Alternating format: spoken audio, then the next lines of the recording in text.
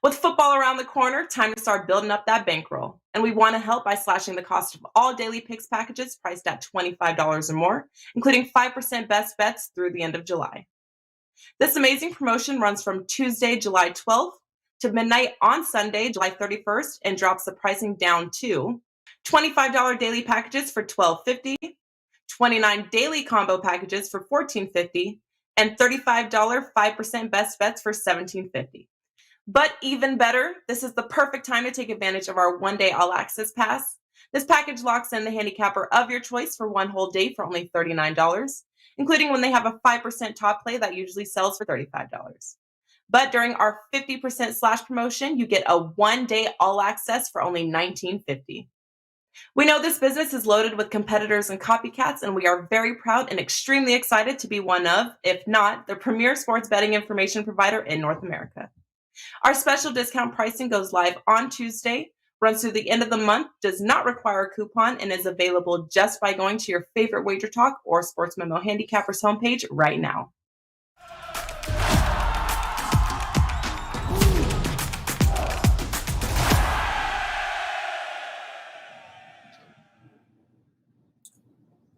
Welcome into First Pitch for Friday, July 22nd. I am Drew Martin, joined by Tony Finn and Jimmy Adams of WagerTalk.com. We're breaking down 3 games on tonight's slate, including the Padres and the Mets, the Blue Jays, Red Sox, Angels, and Braves. We got best bets at the end.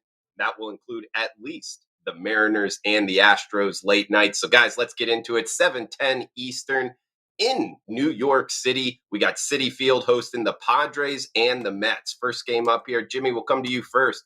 Yu Darvish versus Max Scherzer. Big names on the hill. Minus 180. Heavy price tag as we're seeing it bought up from minus 175 at WagerTalk odd screen with a total of 7. So the Mets the heavy favorite here, Jimmy, but I'll throw it over to you. What are you liking with the Friars and Metropolitans tonight?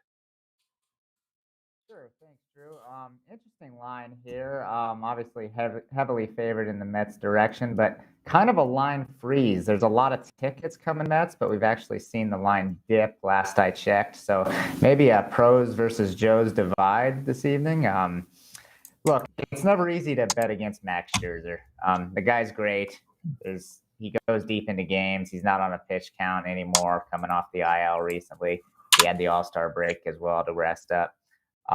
But Yu Darvish is off back-to-back quality starts. I mean, 7 innings pitched and 3 earned, 9 Ks in his last start, 1 run on 3 hits, over 7 the start prior.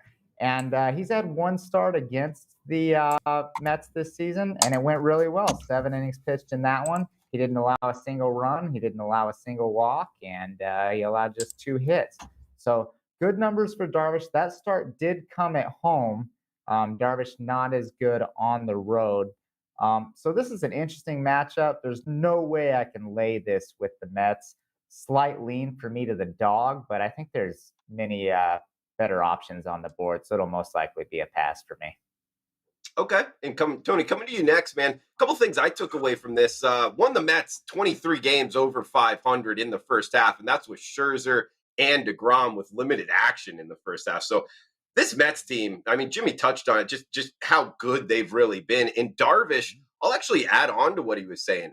Really good pitcher overall. I don't think he's almost getting enough respect with this price tag. I mean, he's been great, and he's been good against the Mets. His number against the Mets for his career are really good. And last time out, he went 7 innings, only 2 hits, 0 earned runs. It's just the Padres, they kind of fell off at the end of the first half, Tony. Just 7-14? The last 3 weeks heading into the break. So I don't know that they're playing the best baseball right now, kind of banged up. That's why I think it's tough to be on the dog. But like Jimmy, if you made me bet this one in City tonight, I would be on the dog. Tony, how are you feeling?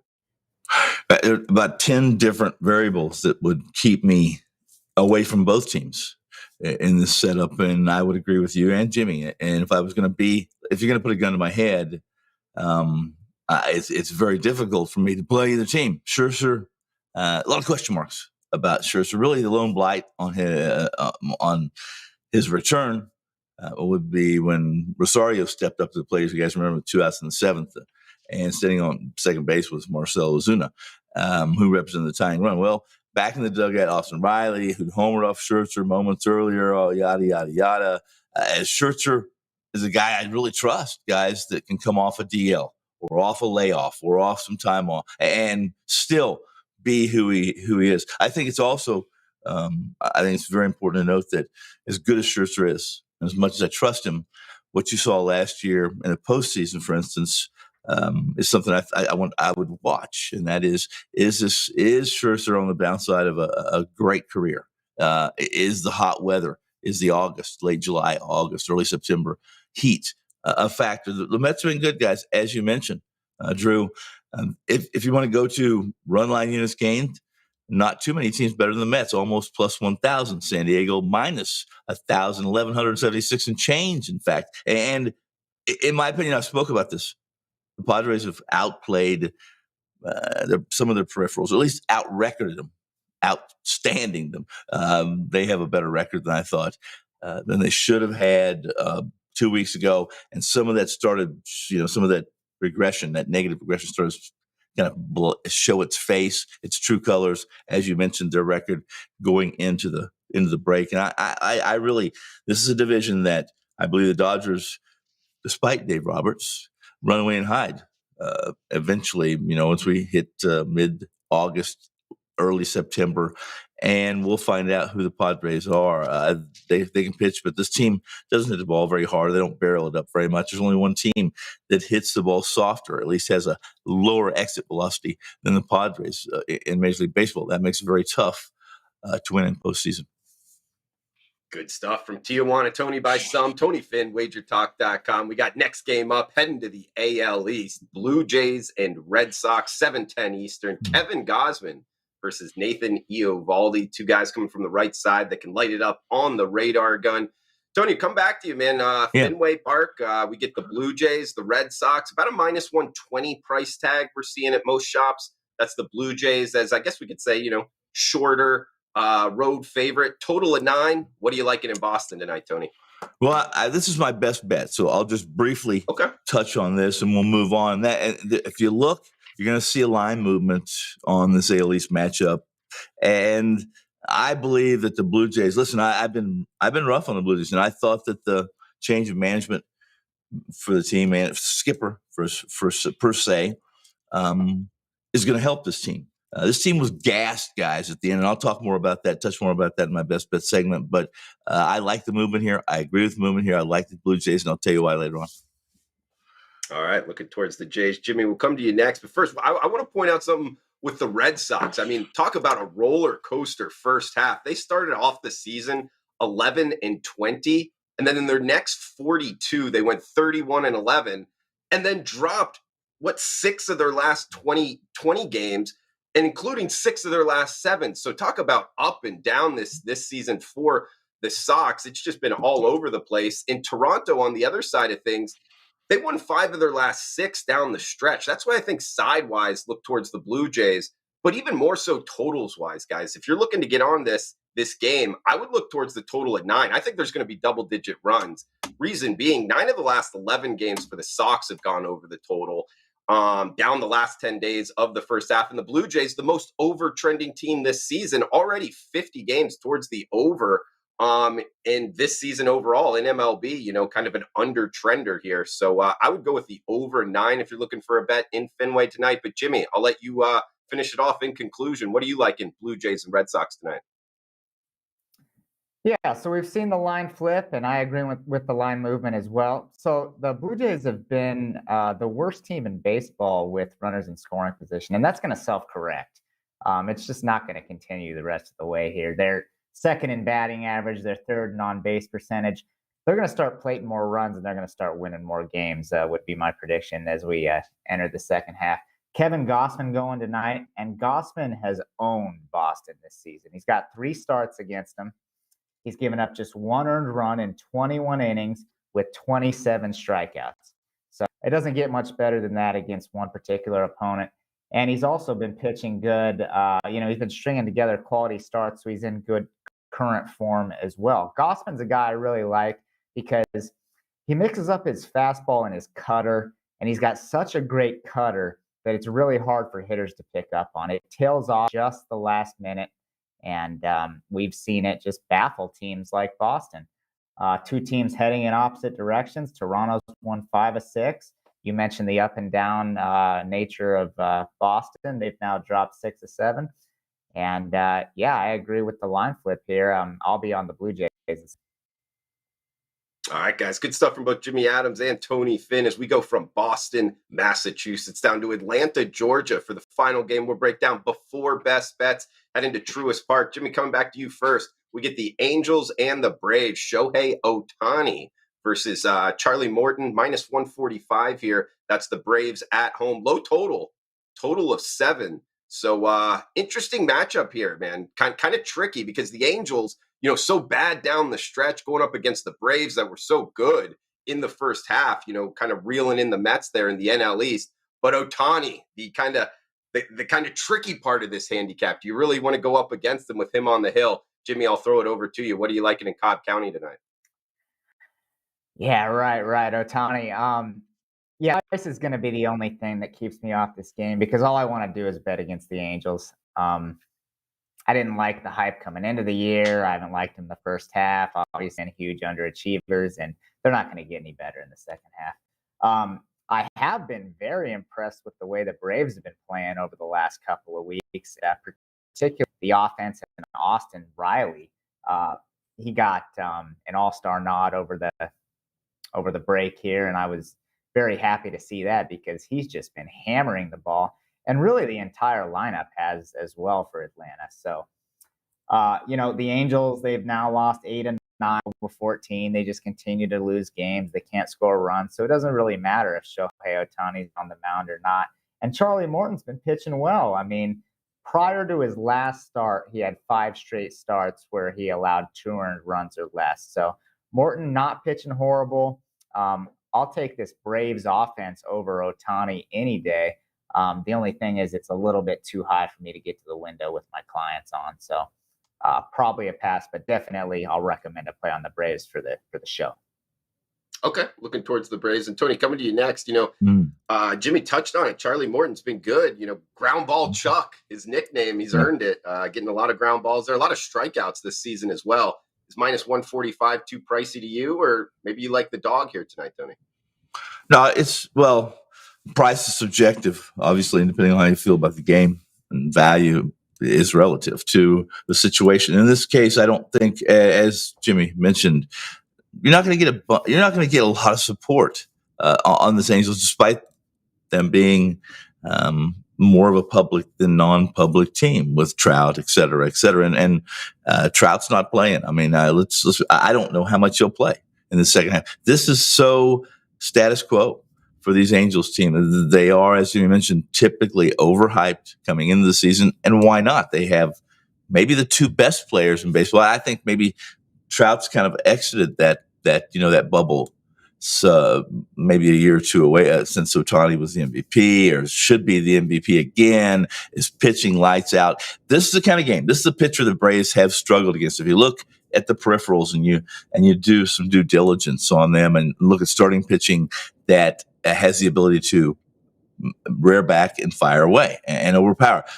Listen, if you put a pitcher up against this Atlanta offense that pitches to contact, and you're on that pitcher pitching to contact, you're on the wrong side on most occasions. Ohtani has been a much better pitcher this year than hitter, and again, people will argue with me on that as well. But if there's going to be any line movement, if there's going to be any support of this Angels team, it's going to be when Ohtani is on the hill. I believe that the Angels have won 7 games in total since over the last. And I remember exactly. I wish I did now write that down, at least have a note. But when Ohtani starts, that's really when the Angels have won. When Ohtani hasn't started, the Angels are play against, not only play against, they're play against on the run line, maybe even an alternative run line. And a nice game. I'm not on this game. If I was, it probably would be the under with Atlanta's struggles against power pitchers and the fact that this Angels team offensively has been absolutely dismal since winning 10 or 9 in a row, or maybe that stretch where they lost 14 straight. So yes, I agree with Jimmy almost in every single thing he said. I'm going to be fading the Angels most cases tonight, not so much because of Ohtani and the matchup I'm passing, but darn guys, I still be watching this game because I want to see Morton, I want to see him stay strong, and I want to see Ohtani. I'm not sure if this was the stat you were looking for, Tony, but since June 9th, Ohtani is 6-0, giving up 2 earned runs in his last 39 innings. That's 2 earned runs in 39 innings for a .45 ERA in his last 6 starts. So, well, when my pitch, my point on that was I wish I had that. I had it last week, and I don't have it in front of me, and I'll misrepresent it, I'm certain, but that's okay. Somebody can do a drive-by on Twitter and say, Tony, what kind of idiot are you? We don't have time to go over that either. But when Ohtani starts, this is when the Angels have been good since that stretch of losing 14 straight or so. And when he hasn't started, this team's not winning. They're not winning. They're not scoring. They don't even look. Listen, the posture. Argue with me on this one. The posture of this team, they look like they're ready to start playing golf already, and it's only late July.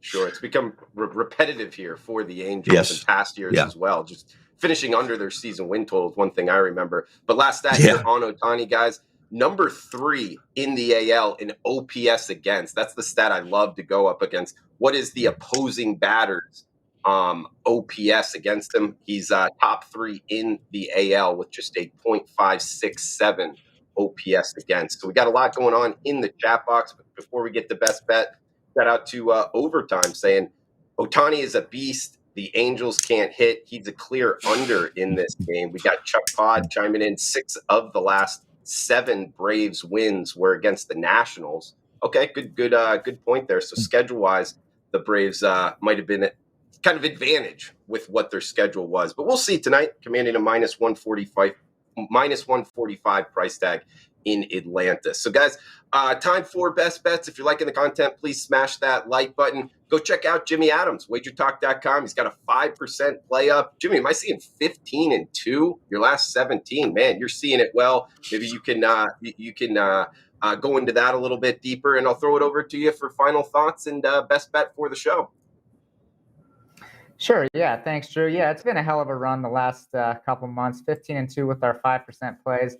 But we've been picking good overall. Over 66% since mid-May. We're up over 96 units over our last 83 plays. So I spoke about it on Wager Talk today. It's best to get a subscription, but just grab the 5%ers, and as many of you do, and fire away at those. Feel free. It's up and available at Wager Talk. For today's best bet, I'm going with the Phillies. I think this line's a little bit too short. I want no Cubs right now. So the Phillies have won 3 straight heading into the break. They swept the Marlins. Kyle Gibson, a guy that I like, he's off back-to-back gems. 1 run last time out, first those Marlins, and then didn't allow a run in 7 innings of work without a walk the start before against a Cardinals team that's been swinging the bats a lot better as of late. Phillies are 6th in runs per game, and they're 8th in ERA. Cubs 20th in runs per game. They're 25th in ERA. And Chicago's in a free fall right now. They've lost 9 of 10. They can't win games.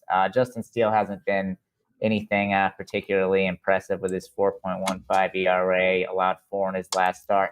And even if he does have a good start, the Cubs have a bad bullpen. So I feel pretty confident in this play tonight. It is a client selection, and I will be rolling with the Phillies at around -130.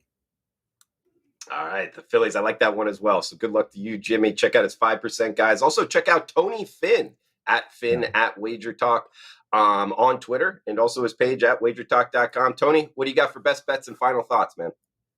Final thoughts. My plays or my card will be up here shortly. I've been waiting for hopefully to get some umpire information and some injury reports. But best bet for tonight. Let's go to the American League.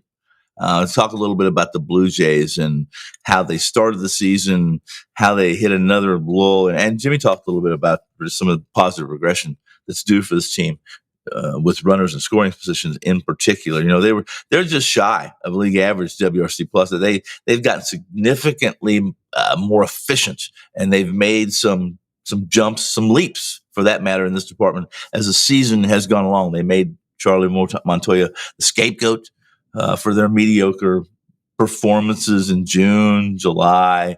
But for the most part, Drew, you mentioned even this team closing the All-Star break, or at least the first half, strong, and they did.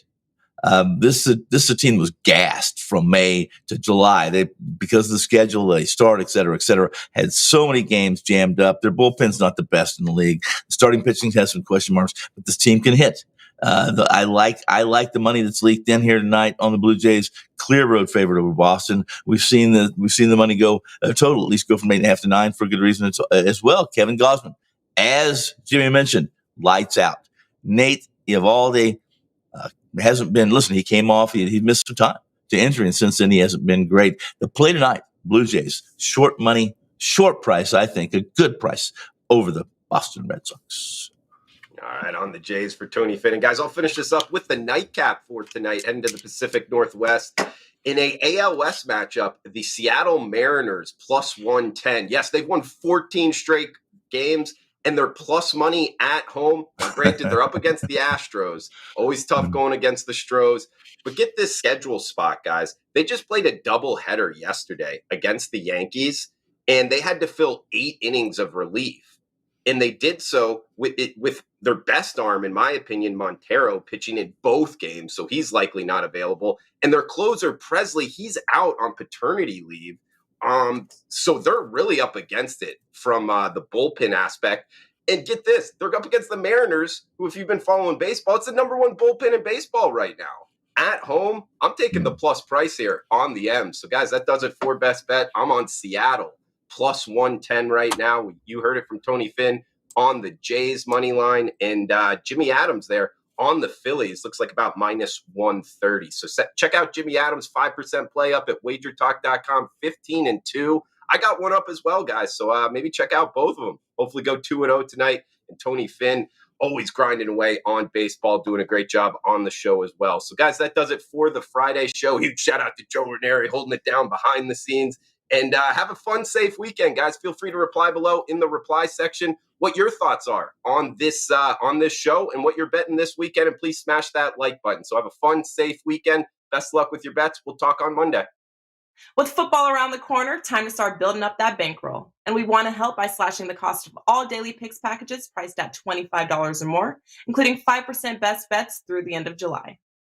This amazing promotion runs from Tuesday, July 12th, to midnight on Sunday, July 31st, and drops the pricing down to $25 daily packages for $12.50, $29 daily combo packages for $14.50, and $35 5% best bets for $17.50. But even better, this is the perfect time to take advantage of our one-day all-access pass. This package locks in the handicapper of your choice for one whole day for only $39, including when they have a 5% top play that usually sells for $35. But during our 50% slash promotion, you get a one-day all-access for only $19.50. We know this business is loaded with competitors and copycats, and we are very proud and extremely excited to be one of, if not, the premier sports betting information provider in North America. Our special discount pricing goes live on Tuesday, runs through the end of the month, does not require a coupon, and is available just by going to your favorite WagerTalk or Sports Memo Handicappers homepage right now.